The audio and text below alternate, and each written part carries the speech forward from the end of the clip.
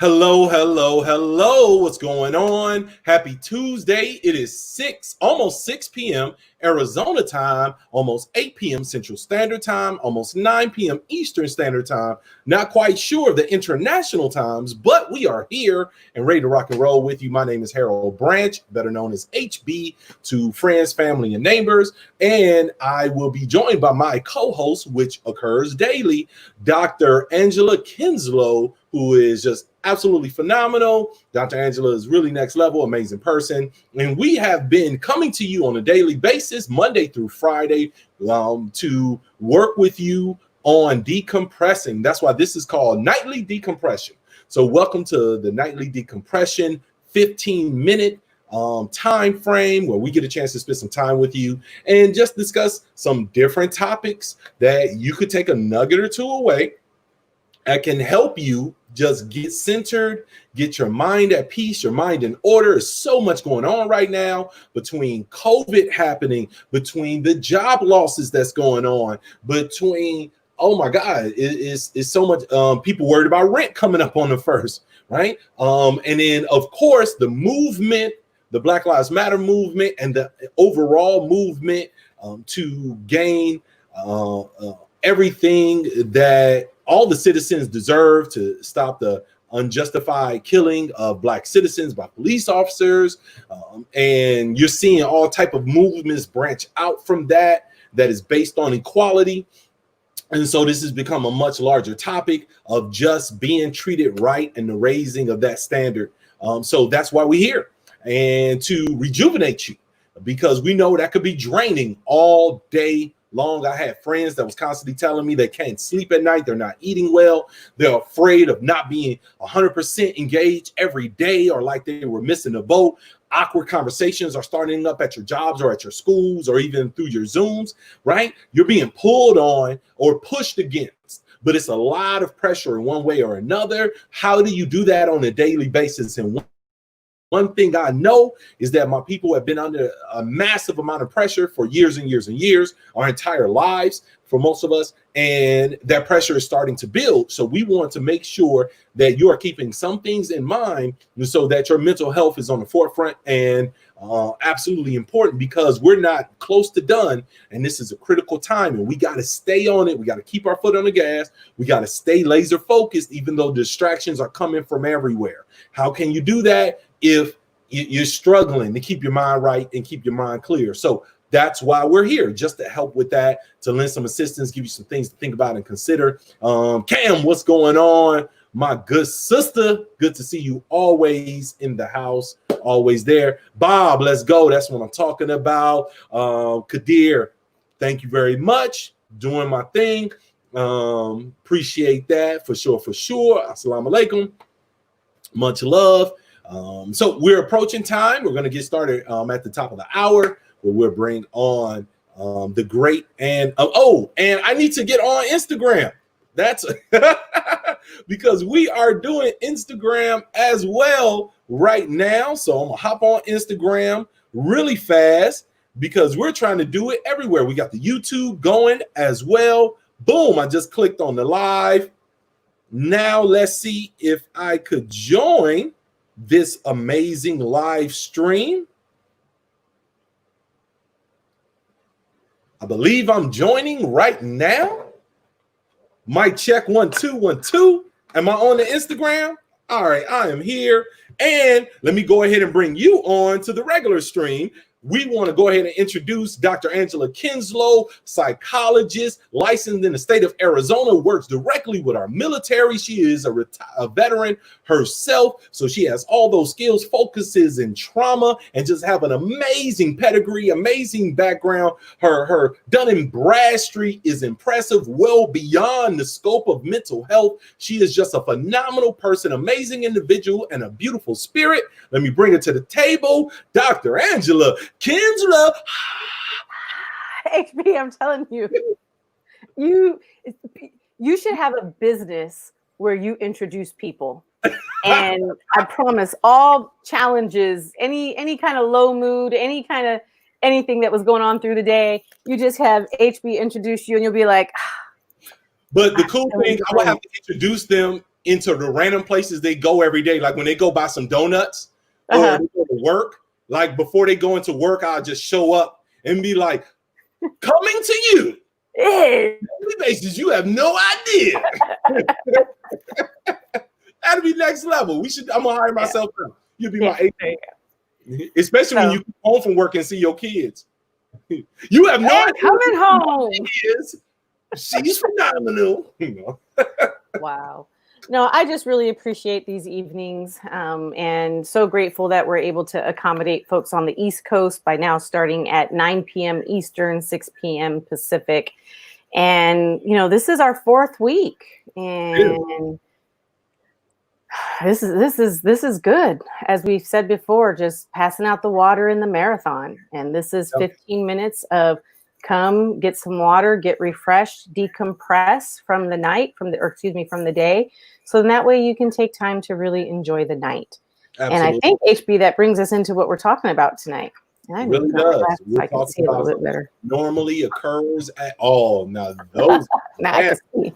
I like that. These are the they have all the blue blocker, so now I won't get so strained.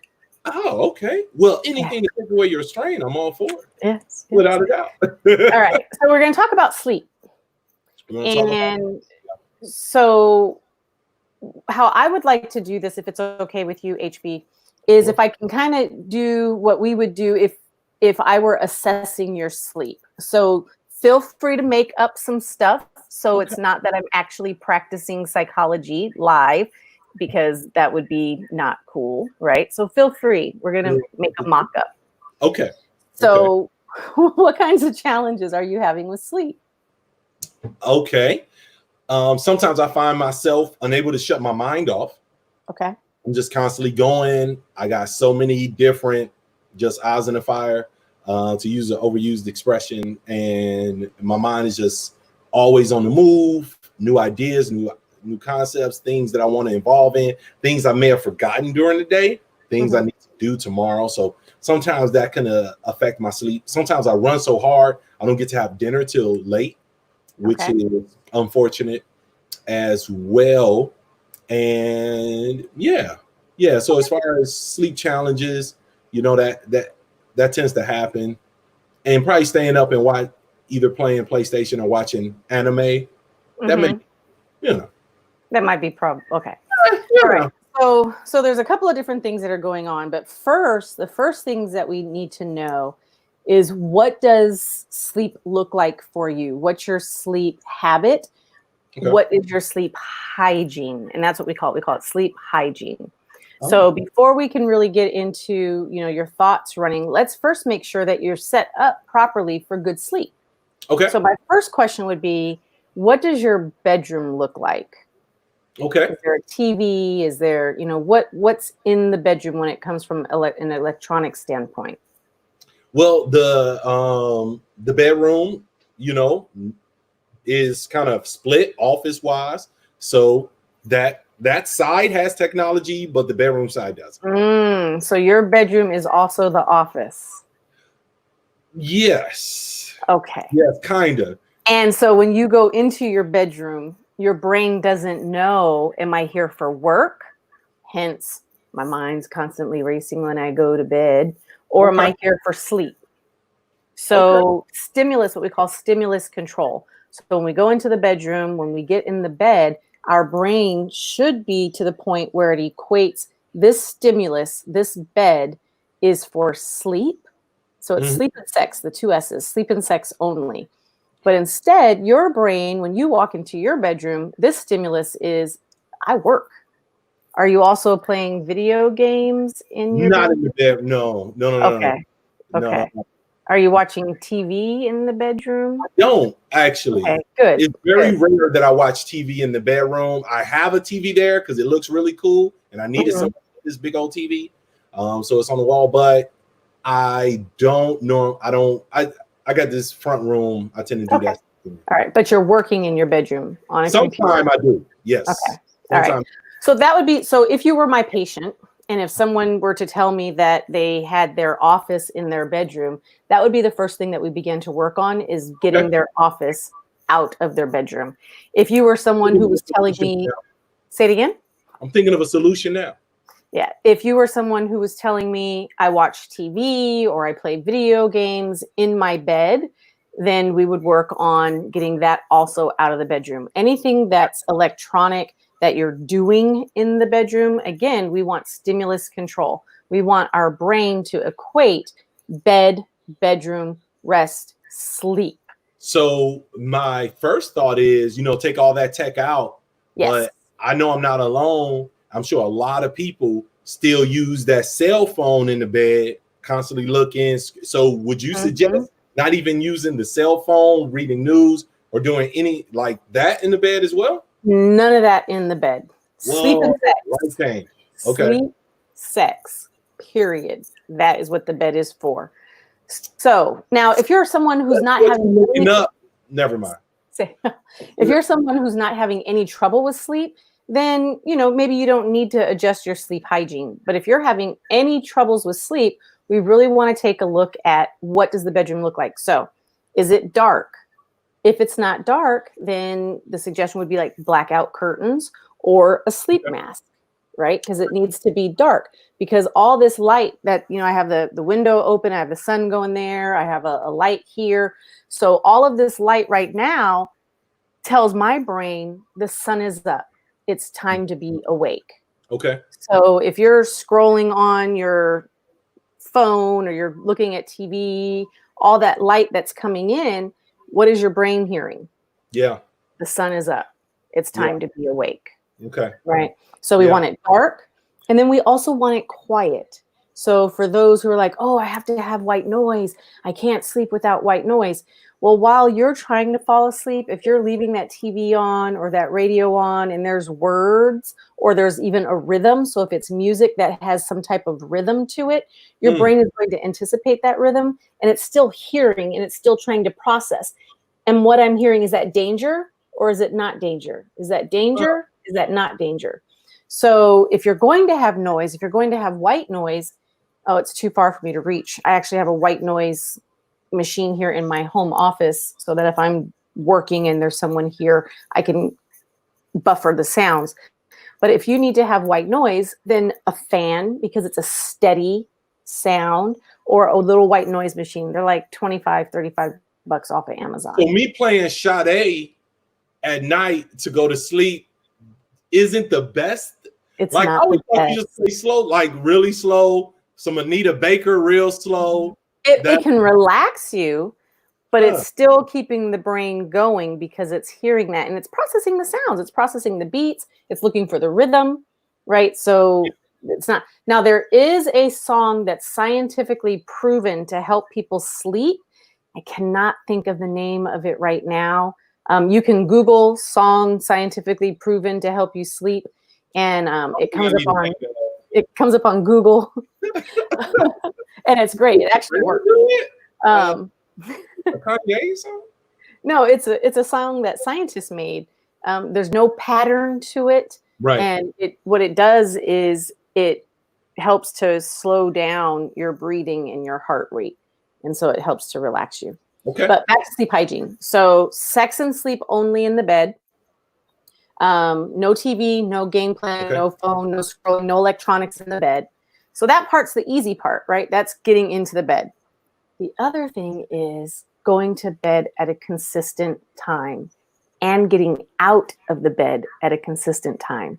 So most folks say, but it's the weekend and, I'm going to stay up and I'm going to do this and I'm going to sleep in, da, da, da. Well, what you're doing to your poor circadian rhythm is you're jacking it up. And so try to keep your bedtime within an hour of your typical bedtime. Really, what is that face? I know, I'm the killer of sleep. But if you're having sleeping problems, this is what you got to do. So if you don't have problems, and if you don't have problems, then then do what you do. But if you are having challenges with sleep, this is good. The steps that we would teach in order to do that. That's fair. So let me dive in real quick, just because somebody asked, what if I can't move my desk? If you're not having problems with your desk there, then fine. But if you are, you gave me a great idea. I'm going to put up a curtain. You know what I mean? Maybe that can help. A partition. Yeah, a little partition or something. Maybe that can help me kind of make a distinction in my mind or what have you. Yeah. Do you hear? Does your computer though make odd noises? Oh, no. Yeah, okay. It's no noises. Everything, all the lights. I put tape over all the little lights. Yeah. Because it's too many lights. Everything you plug in got a little blue light. Right. So, and it's bright when it's a dark room. So anyway. Yep. And you want it dark. So if you can't have it dark, sleep mask. So then now it's dark. And there's some nice sleep masks now that kind of cup. They look like bras because they'll cup over your eyes, so they're not really rubbing on your balls. And all that. Bath and Beyond used to have some great ones, but you know. So sleep and sex only in the bed. Try to keep your bedtime at the same time. Now, you mentioned that you may have challenges falling asleep. So you climb in the bed and you're saying, all right, it's time for me to go to sleep. And you're lying there and 10 minutes goes by and it's like, oh my gosh, I'm still not asleep. And 20 minutes and 30 minutes, get out the bed.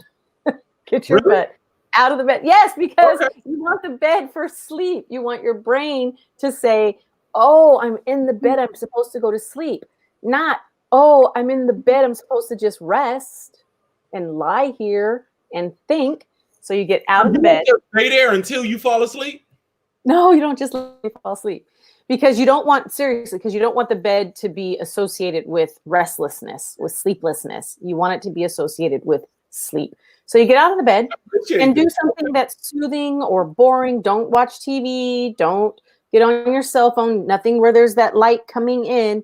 You know, if you're a student or you have some type of professional reading that's really boring and it's an actual book, pull it out.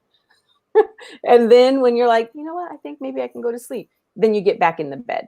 And so initially, for someone who has a lot of sleep challenges, this can become even more tiring because you're getting in and out of the bed. But over the course of a couple of weeks, you'll start to see, oh, wow, I'm sleeping better. I'm sleeping better. I'm sleeping better. So those are just some quick tips. We don't have enough time to get into everything when it comes to good sleep hygiene. But if any takeaways from tonight, the bed, sleep and sex only, keep your bedtime and your wake time within an hour of continuity each day. No electronics in the bedroom. And if you're not falling asleep, typically within 20 minutes, but you could push to 30. If you're not falling asleep, get out of the bed, do something that's boring so you can get sleepy and then climb back in the bed. And just for clarity purposes, I want to make sure we're not misunderstood at all. Obviously, this isn't any, counseling. This is not therapy. And as far as the sex and sleep only in bed, that's not saying those things are only in bed. They could be done other places too. I don't want you to confine yourself. No, that's not what we're saying. But in the bed, it should only be sex and sleep. In the bed. Can you have sex or sleep elsewhere? Yes. It's important. That's an important clarification. I know, like so many people, I am better when I get some good rest. I feel better. I get through the day better. Most people are sleep deprived. Most people. And we can continue this conversation, another night in the week and talk about a little bit more about the health benefits of having a good night's sleep. And why we want to make sure, especially during this time, that we are sleeping well, because there's so much that is attributed to our mental health and our physical health with sleep. And so it's highly, highly important that we sleep and we sleep well. That'd be huge. If you all would like to see us continue the sleep conversation, please just put that in the comments for us. But with that being said, let me toss a reminder out there to you. Another thing that can help is breathing well and meditating and relaxing and using that. So when you breathe, please breathe from your diaphragm. Yes, you're in and out, right? So that you can and all that goodness. You know what I mean? Get those. You got full lungs. Use all your lungs with some good breath. It definitely help you calm and relax. It's been helping me in my workouts. I've been forcing myself to breathe that way while doing the ropes, and I'm able to get through it better than I was before. So I appreciate you, Dr. Kenzslowe, Dr. Angela, for hooking us up with all these wonderful things. Ray, stop it. I see you. I laugh too, but stop. Comments are awesome. So we love you all very much. We're going to get out of here. And if you would like to hear more about the sleep thing, just comment and we'll continue this conversation this week as well. Family, we're here for you. We're here to support you. It's a lot going on. We need your energy. We need your fire. Everyone here, we are warriors. Whether we wanted to be warriors or not, we are in it. So we are moving that agenda forward. But everybody thinks warriors got to fight. We're just fighters. We're fighters, got to fight. And we do fight. However we fight, whether if it's nurturing, whether if it's teaching, whether if it's education, whether if it's being on the front lines of the protests, we do fight. But warriors also have to know how to heal. So you could be here for the long run. That's what we're here for. We appreciate you and we love you. Dr. Kenzslowe, thank you for your time. Thank you. We'll see you tomorrow night. Spread the news, 6 o'clock, the new time. We'd love to get everybody plugged in. Peace. Yes. All right.